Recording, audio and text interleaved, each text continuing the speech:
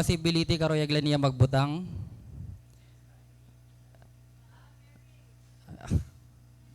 Yeah, you're right. Tamay ko an Sister Rhea. So, one of the indication no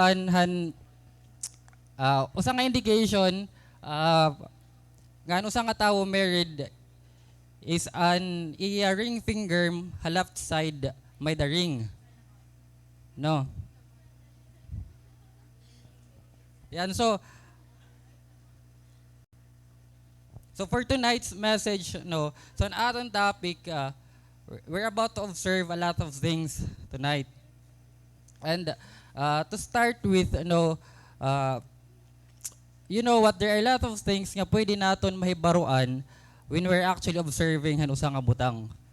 Based han iya situation, iya status, at the same time han iya physical attributes or physical aspects. So, paano kayo nakasering? For example, Ate Charis. So, before Ate Charis, mus-mus pa lamang. But now, kung makikita natin niya na hiya, pretty na hiya, wala ba sa atin, nagpariban, naglo-lotion na, permi nakakiray. So, pag makita ka mo ka na Ate Charis, permi hiya pretty. So, looking ito nga iya physical attributes, one thing na pwede natin masiring is, adi na hiya Ate Charis san iya adulting stage or maturity stage. Or pwede luwat natin signon nga hi Ate Charis may adagin, papahusayan. Ay. Tama ba? May ada ba? Yan. So if we're about to ask kung ano ang main nga, for example, if we're about to ask kung ano ang main affected hantay po niyo Yolanda, we would actually say nga it's Tacloban. Diba? Kasi looking or if we try to compare between Katbalogan ngayon Tacloban, we'd actually see nga ang Tacloban there are lots of casualties nga to. So looking number namatay at the same time naruba nga mga infrastructure or buildings nga to, we would say nga hiraan pinaka main affected Typhoon Yolanda. So looking number, looking status, looking situation. Kung ni Kuya Dada will dress, di ba labasa din, nagliwan hiya, maybe may kakaduan niya na party. Kung may nakita kita nga babae ng lalaki ha park nga nag-uupod, we would actually assume nga magjowa hira or magsangkay. No. So all those things nga aton nakikita, those are some assumptions nga we know, diri kita liwat sure.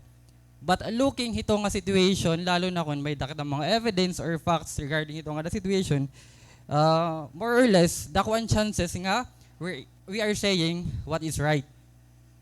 So there are looking situation tapos damon evidence, well, we could actually say facts regarding ito nga.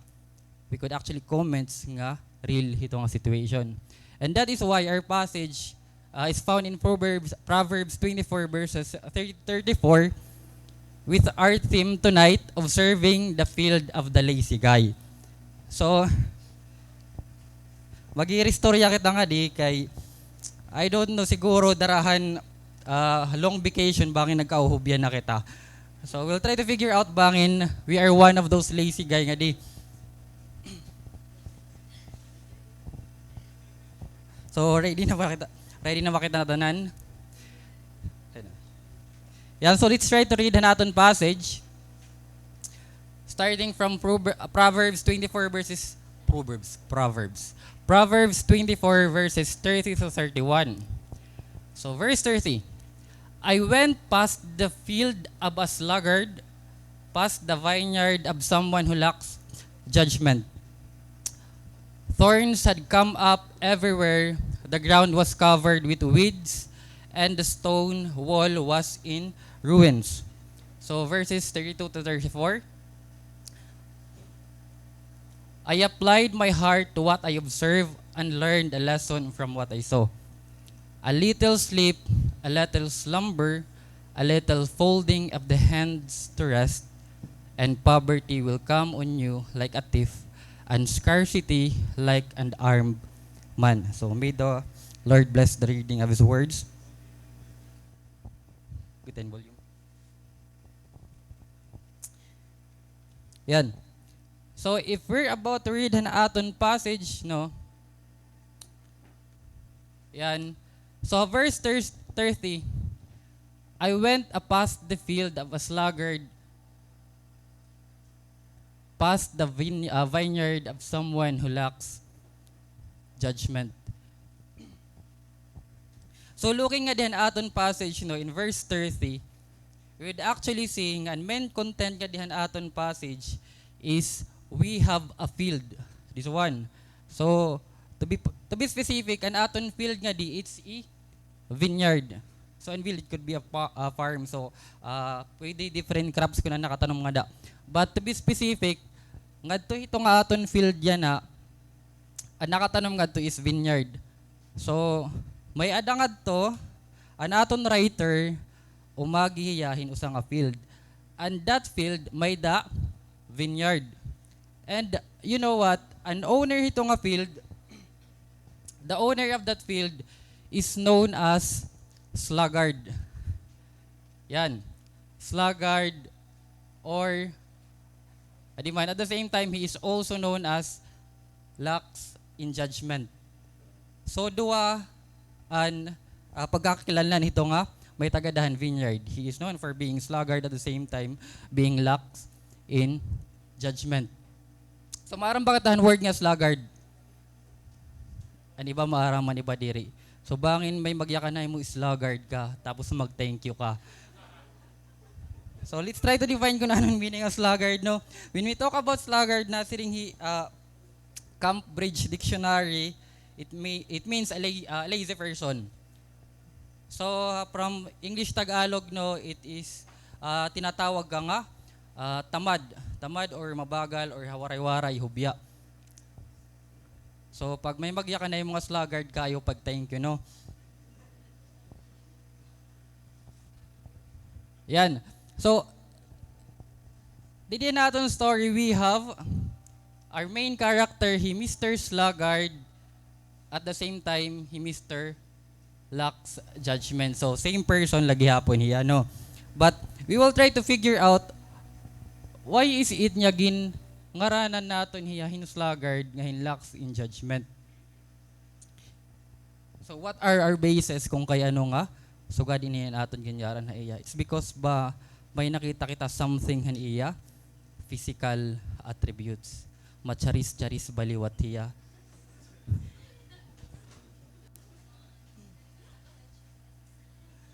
Yeah, actually, there's always a danger, no, when we're trying to assume physical or character no sa nga tao labi na kung diri naton niya kilala. But this time we will try to figure out some facts regarding kung kay ano gintawag hiya nga Mr. Sluggard and Mr. Lacks Judgment. So, magiging investigator kita at some point yan na. So, yan. So, if we're about to observe no may dakita Mr. Sluggard at the same time lacks judgment. So before we go through nga to imbestigahan kung kay ano gintawag hiya nga sluggard and lacks judgment, let's try to figure out kung kay ano nga usa nga tawo gintatawag hiya nga sluggard. Kay ano hiya gintatawag nga sluggard or lacks of judgment. So we'll start. So this time actually I've come to make a research and actually damon mga resources but I've come to biklahan mga ginhatag nira nga points wherein paprehera para at the same time kung papreho ibig sabihin dakon percentage nga an siya talaga inian real nga answer. So I come to pick 5 regarding ini nga papreho an ira kuan an ira baton. So I have some references here by kareg ni UIG, double check. Yeah, the first one is procrastinating. Are you familiar with the word niya procrastinating? Yes, pira ka percent an maaram nga di. Sige daw alsang kamot. Usala, 2, 3, 4, 5 na kami nga maaram. Yan. So let's try to figure out kung ano ang procrastination or procrastinating. So when we talk about procrastinating, based on aton resources, it's called procrastinating or hubyaan usa nga tawo or sluggard when he is procrastinating. So ang procrastinating, it means we are actually delaying mga bagay-bagay or mga butang. For example nga di, Alain, gintagan niyan 5 days to finish a task.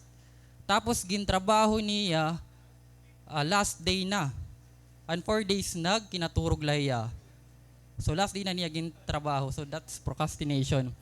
So ang survey says, ang nangyayari ito, instead that you're able nga damo ni mga mahimong nga trabaho, ang nangyayari nagpa-file uploadan imong mga hirimuon. So you end up nga gutila talaga nimo na ihimo. So may adaba aton niya di. Ako la ba? Actually an engineering students sugad din eh.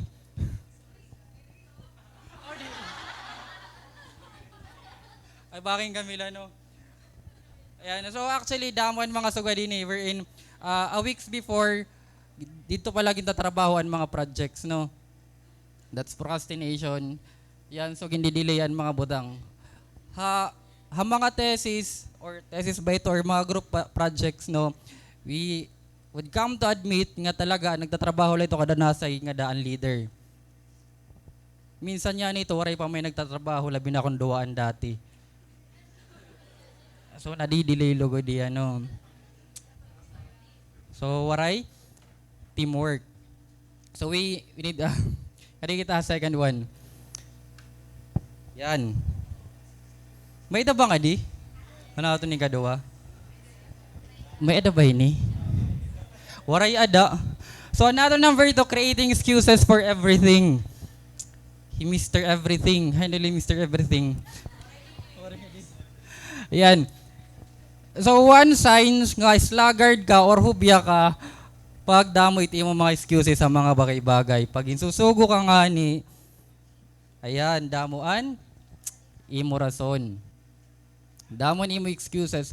Na-injured an imo left hand, pero diri ka na nasusugo pagpalitin bunay. My God, wari ka kalumpo. Nabariang kalan usang kaliwang kamot, nakakalakat ka pa, pwede ka pa masugo, no? So we have a lot of excuses, no? Yan, nga di kita nato number 3. Ano yung nakasulod na? May nakasulod na nga di? Pero na nato, may survey kita. Yan. So, natin number 3, too much time on social media. May nag-agree. Ayan, hirahino daw lang adi.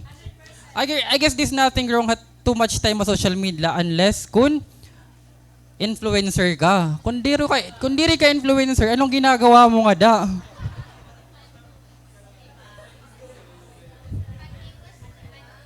Ano, social media manager ka? Ano itong tawag mo? Page manager. Yan. So if kung waray ka masyado tuya social media, alams na. So kuting-kuting nga scroll lang imo right thumb no. Yan, so ginabot ka nahan 3 hours. So watch out lang ta no kay maybe we thought nga kulangan aton talaga gini-spend niya time or bagat pa every break time lang kita nag-spend ng social media pero di natin napapansin even na naton supposed to be working hours affected na hiya. So be careful lang kita nino. Bakit nahuhulog na kita nga diha? Pagiging sluggard. Yan girls, number 3 pala kita damo pa iniya. 100 din niya. Joke lang nito. Yan number 4 is not setting goals or any future plans. This one is really true, no?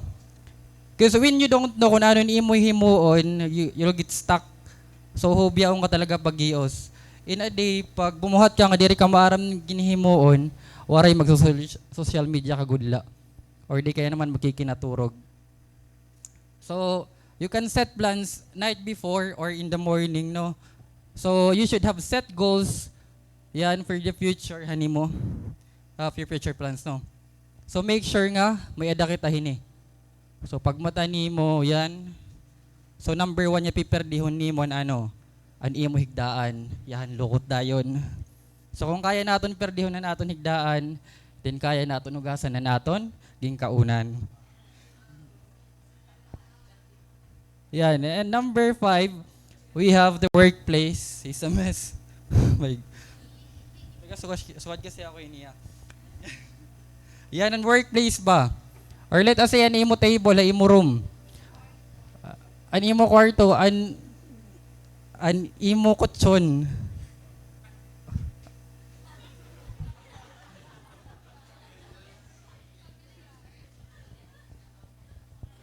Yan,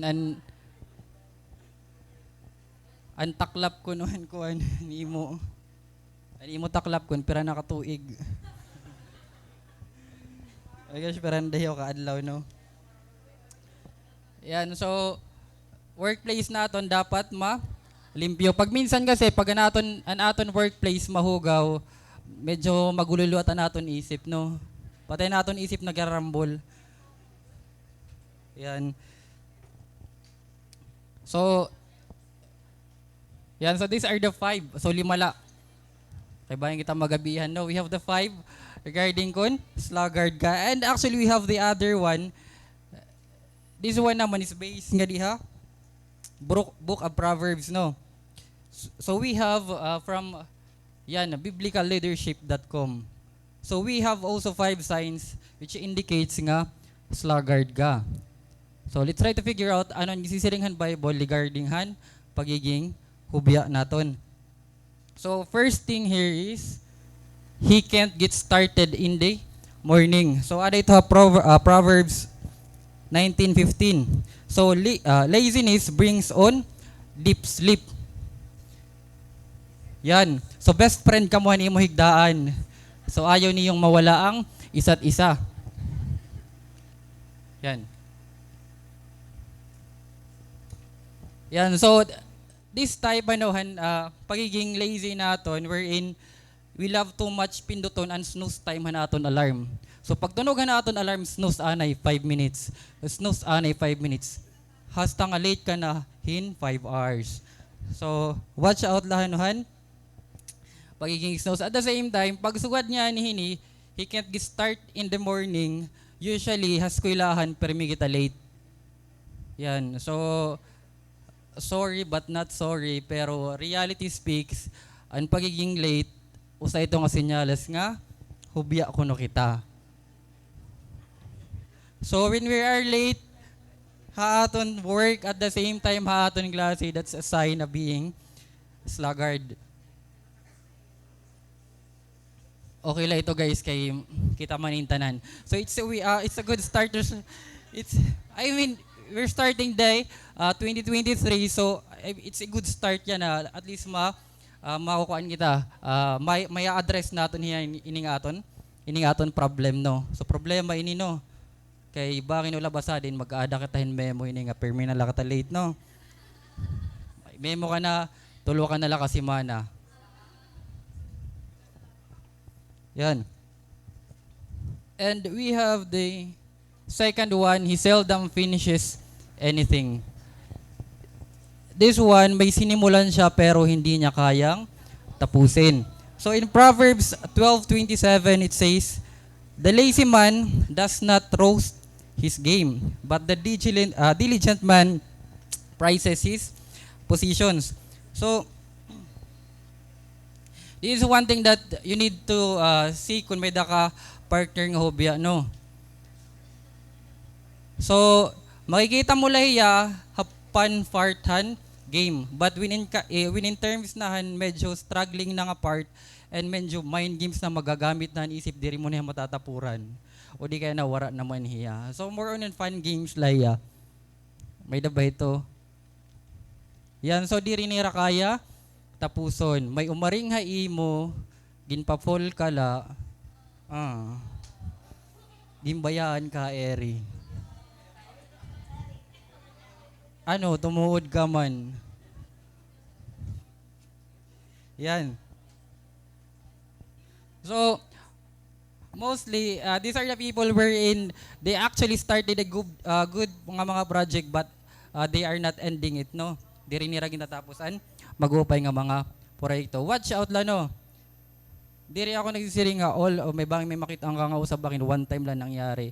But pag naging habit na niya or consistent na niya gini mo nga sugad dito, that's a warning na no. You should be careful with that type of person. Yan. And number 3, Adi lagi hapon he full of excuses. So, yan, the sluggard says, there is a lion outside. I'll be killed on the public square. Ano ito, Proverbs 22:13. Ayan. So, tumarithi, diri ako makasimba. Yan. Yan, waray bantayan amon. Misay, diri ako makaka church. So, damuan, maging kakahadlokan hagawas. So, I mean, there are a lot of excuses nga ginyayakan. So, hopefully, we are not one of hadididino nga full of excuses. Yan, so may guti ka lang ginabat, waray na exit ka na. Yan, number 4, he seems to get a lot of bad breaks. So ano ba inihiya? So Proverbs 15:9 it says, the way of the sluggard is black with thorns, but the path of the upright is a highway. This is one thing that we need to understand, no? Ini kasi yan, it seems to get a lot of bad breaks. Most of the time kasi, we open, kahunan naton, ang tadhana talaga ang naghihimo ha aton niya, pirmi kita nabagsak ha aton mga ginihimo. We open fail ha na aton mga karuyag himuon. But the truth is, anong nangyayari, every time nga may ginihimo kita or may tatrabaho kita, we partner it with laziness. Ginuhubi kita permi. Ada kitahan point wherein pag nahimo mo na, biskan diri pa hiya best or okay pala hiya goods na. Diba? Ay okay naman ini. Sige, igpas na ito, okay na ito. Or di kaya naman yan, gitatrabaho tapos yan, goods na ito, okay na ito, pwede na gada dito. At kay diri okay. Yan, so anong nangyari ginsala mo paan? Tadhana nga, you're always in bad breaks. But most of the time, no, pag an emo life, it's partner with being sluggard. Yan, diri ka talaga makakuwahin breaks. So make sure that you always give your best every time may ginihimuon ka.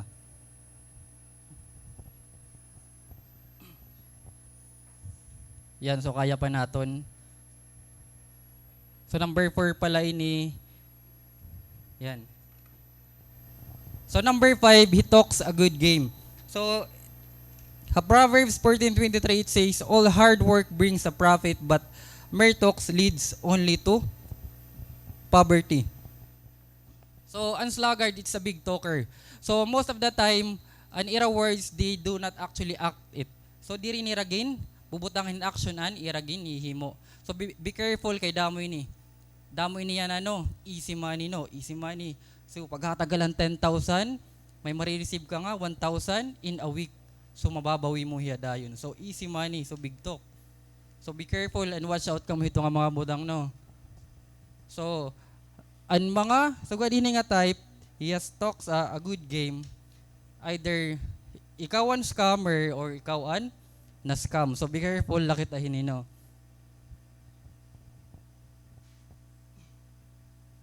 Yan, so we are done with Mr. Sluggard. So we have 2 no. And the second one here is he lacks judgment. So in other translation, and lacks of judgment here. So this one is the other name. The other name for the owner of the vineyard, no. So these are the other translation. Hey NIV it says lacks of judgment. Hey NIV it says no sense. In King JV it says devoid of understanding. In NLT no common sense. Tapos American Standard Version na din o Bible, it means lacking in sense. Yan. So this one is the second best known nga tuhan aton owner and vineyard. First is being sluggard, and the next one is being lax in judgment. And you know what? Inihiya nga judgment, sense, and understanding. Yan. All these 3 actually, if you're about to translate it in Hebrew word, it means live. Tapos if you're about to translate an word na live, it means heart. So kasing-kasing iya. So if we're about to replace, siniyang meaning, we could say that he lacks heart, he lacks sense, lacks, yan, devoid of heart ba? Yan, so no common heart, may da ba? Yan. So if we're about to look itong situation, there's a problem with his heart. And this is one thing that we need to understand. Pag may problem nga ng imo heart, it only means nga ni mo spiritual life, diri ya okay. Pag ani mo spiritual life nga ni diri okay, affected ito an imo whole being. Not just your heart, but an imo physical being. But as an indicator nga di, na sa ring aton verse, he lacks judgment, may problem may judgment, at the same time may problem niya kasing-kasing.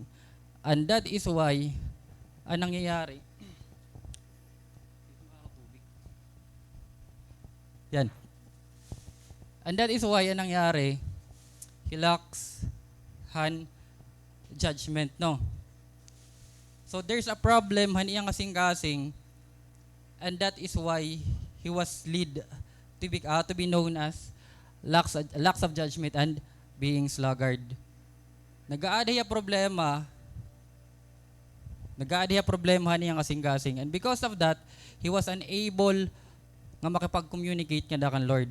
Once you have a problem with your heart, thank you. Once you get a problem imo kasing-kasing, magkakada kalat problema nga kaistoryahon hi Lord, no? And this is one thing that we need to understand, that what happened nga iya. So, nagka-problema an iya spiritual being, at the same time an iya emotional being. And that what happened nga diha iya. So we would assume nga iniya Mr. Sluggard or Mr. Lacks of Judgment, we would assume nga maybe before diri talaga ya ungod nga sluggard, or diri talaga ungod nga lacks in judgment. Lack in judgment. But what happened here is nagka-problemaan iyang kasing-kasing. So that what happened kan iya. So ang iya spiritual wisdom, he lost it. So ano nangyari han iya vineyard? It lost, no? So if we try to figure out kung kay ano, wala ba sa din,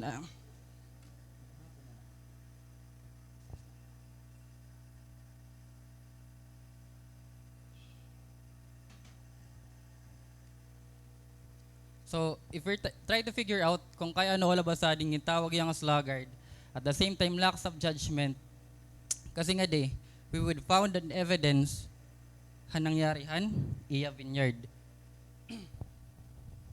This what actually happened han iya vineyard. So an iya vineyard, it is full of thorns. Thorns had come up everywhere. The grounds was covered with weeds, and the stone wall was in ruins.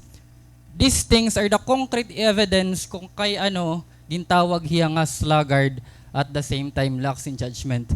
Because he allowed hini nga mga weeds, at the same time an mga thorns, pati an ruba nga wall, an mangyari ha iya vineyard. You know what? Ang naging problem niya diri labas ta agricultural nga part. When we talk about agricultural, ang nangyari, may nagkatubo nga di nga mga weeds, nga mga thorns.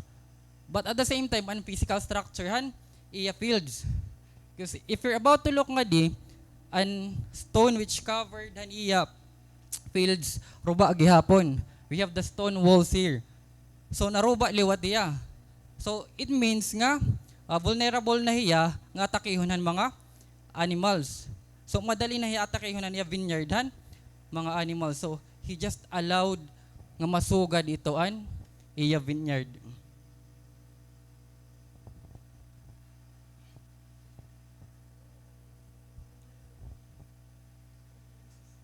Actually, ha Israel, an vineyard, it means a lot ha ira.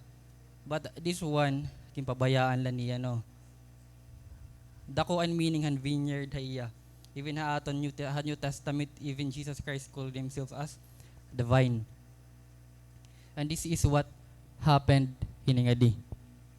So ang nag-iistorya hiningadi an lumabay. I went past the field. So it could be Solomon yung umagingan to, and he looks nga sugad niya nangyari. Actually, we can actually compare hining a vineyard as our salvation. Our salvation that we need to work out. Our salvation kasi kailangan dito natin niya work out.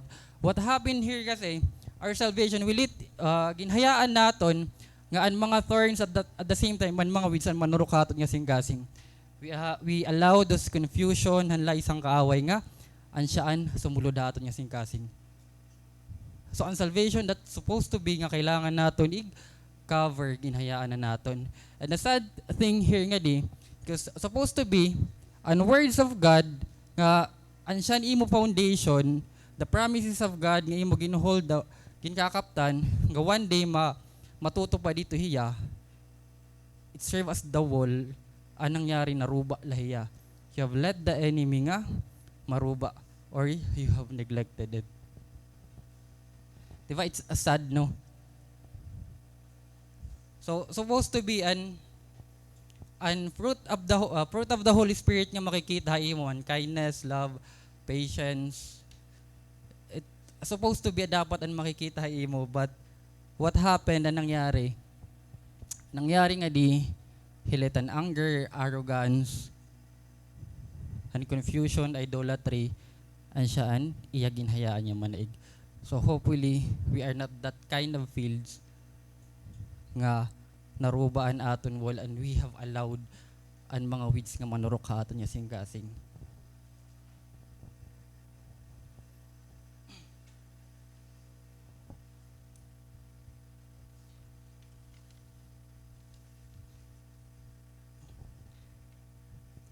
And that is why if we're about to read nga dihan yan. So if we're about to look nga dihan,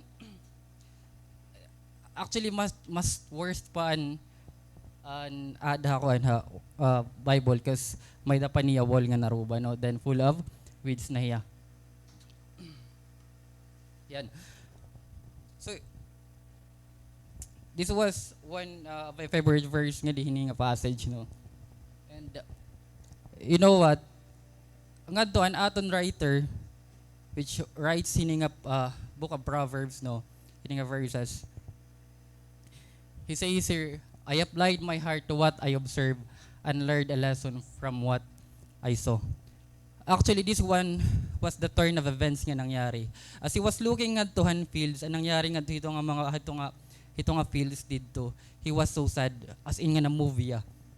Grabe nga na movie ya while he was looking ito nga, yung pabayaan niya vineyard.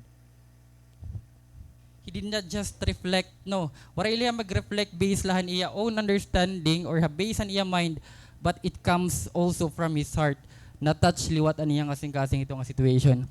And you know what? At that time, God actually spoke to him and gave him a revelation. He learned a lesson from what I saw. And that is why siguro one of the reason kung kaya nababasa natin inihang verse nga daha, Proverbs. Because God spoke to him hining a time wherein he was pondering kung kaya ano gimpasagdan niya nga vineyard.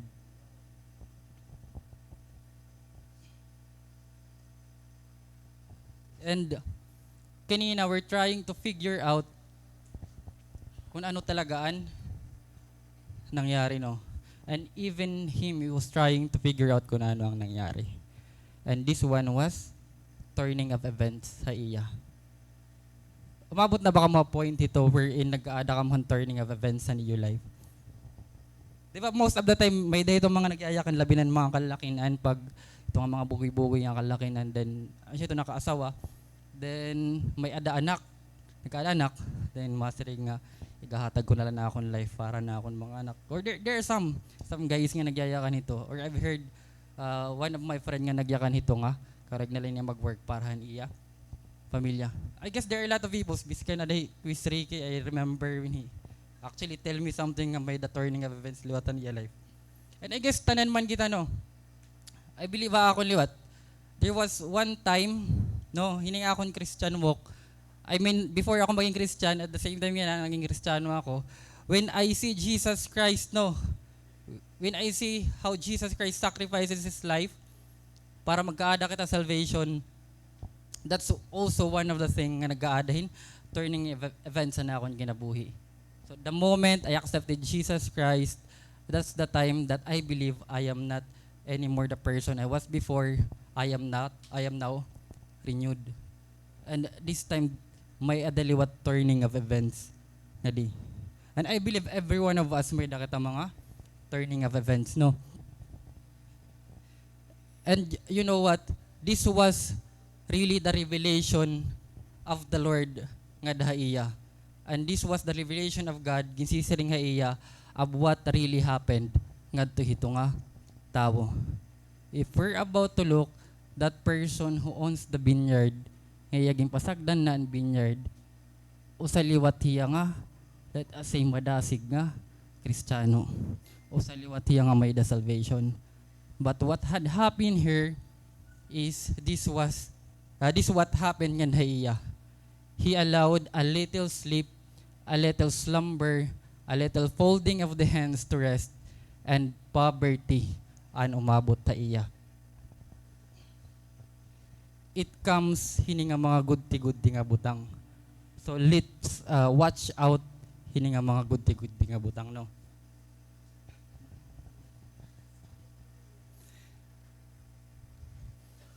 I believe actually God wants us to rest.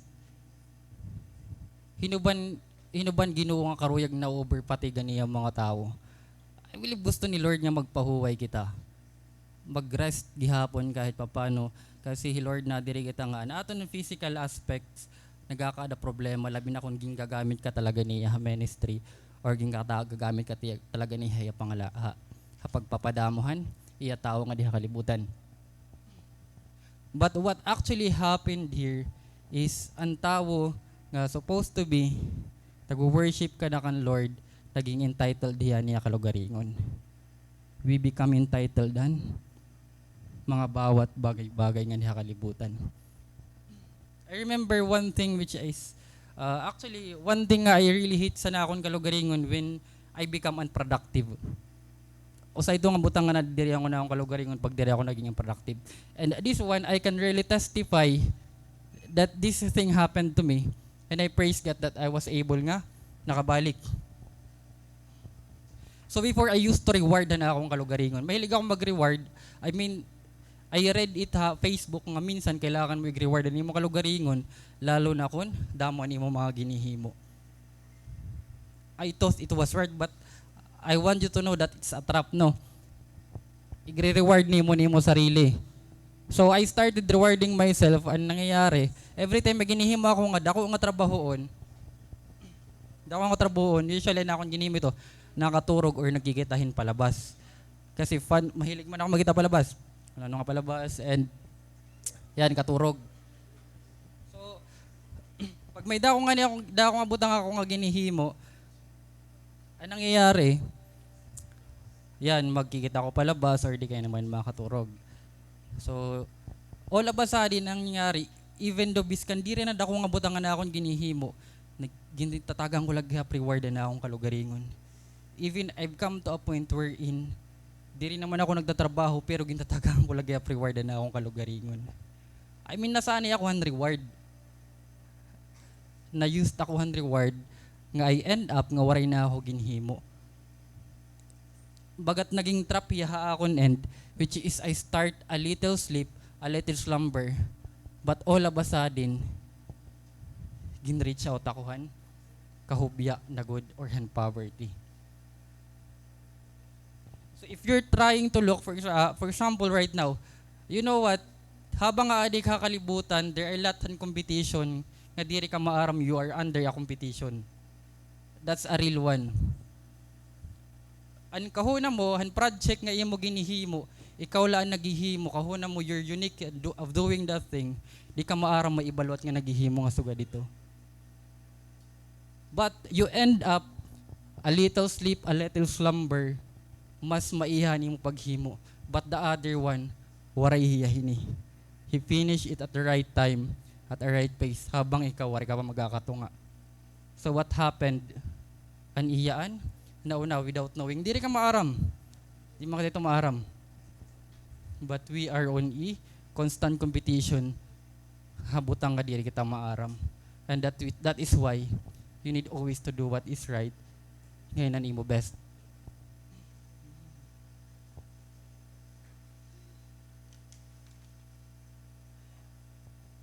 Yan.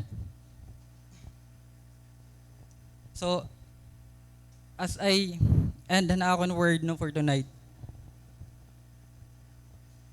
So the book and Proverbs is telling us nga when you get lazy ngayon ang discipline.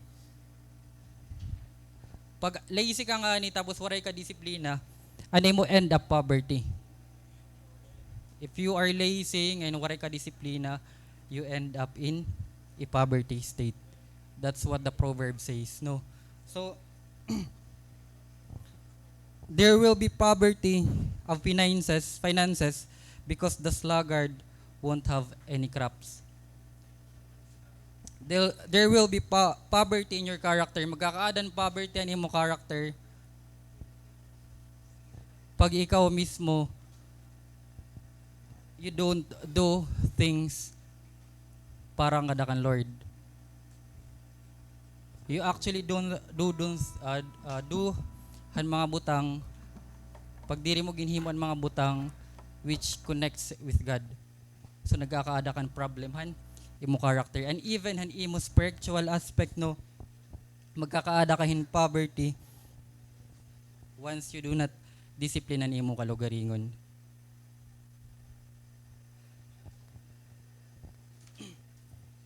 And I want you to know nga and poverty, it would come like a thief nga diri ka maaram. So hopefully, as the year starts, yun na, let's try to ponder kung ano man ang gisiringan na ato ng word for tonight. Because maybe one day, diri pa naabot ang February, na lost mo na ni mo vineyard. Nababayaan mo na ni mo vineyard.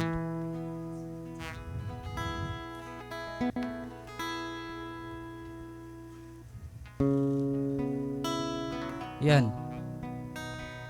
So, pwede kita magatok daw.